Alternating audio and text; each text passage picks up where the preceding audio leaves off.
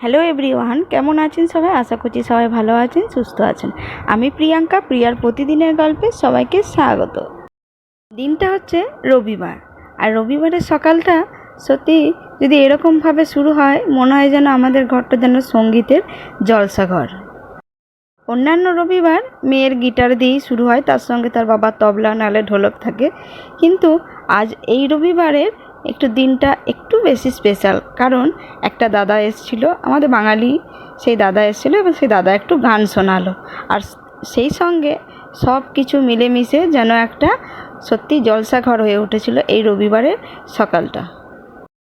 দাদার গলাটা এতটাই সুন্দর যে এই দাদার গলার গান শুনে যেন মনে হয়েছিল যেন একটা অন্য রবিবার, এই রবিবারটা একটু স্পেশাল। চলুন আপনাদেরকে একটু শোনাই।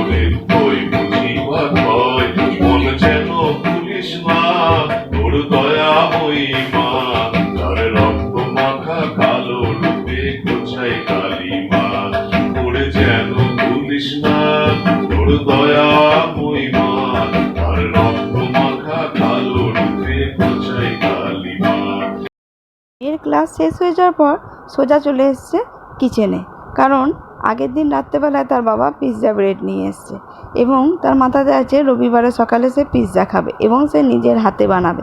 তাই আগের দিন বলে রেখেছিল যে তুমি সব কিছু সবজি টবজি কেটে রেডি করে রাখবে, আমার যেই ক্লাস শেষ হয়ে যাবে আমি কিন্তু পিৎজাটা সবার জন্য বানাবো। সেই কারণে আমি সব কিছু রেডি করে রেখে দিয়েছিলাম। তার ক্লাস চলাকালীন, ক্লাস যেই শেষ হলো সেই রানিমা চলে এলো এবং আমাদের সবার জন্য পিৎজা বানালো। ওই যে দাদা এসছে, দাদাকে বললাম দাদা খাওয়া দাওয়া করেই যাবেন। দাদা ব্যাচেলার, ফ্যামিলি নেই, সেই কারণে বললাম দাদা গিয়ে রান্না করতে হবে না, আমাদের কাছেই খেয়ে নেবেন। দাদা প্রথমে না করছিল, কিন্তু দাদাকে জোর করাতে বললো ঠিক আছে, তাহলে কিন্তু বেশি কিছু রান্না করো না, একটু মাছ থাকলে মাছ করো, আর করো আলু পোস্ত, আর কিচ্ছু করতে হবে না, আমার ওই দুটো হচ্ছে ফেভারিট খাবার। তো সেই কারণে দাদার কথা মতো একটু এই ছোটো ছোটো মাছ ছিল, ছোটো মাছের ঝাল করলাম, যেটা সার্ডিন মাছ এখানে আর কি, সামুদ্রিক মাছ।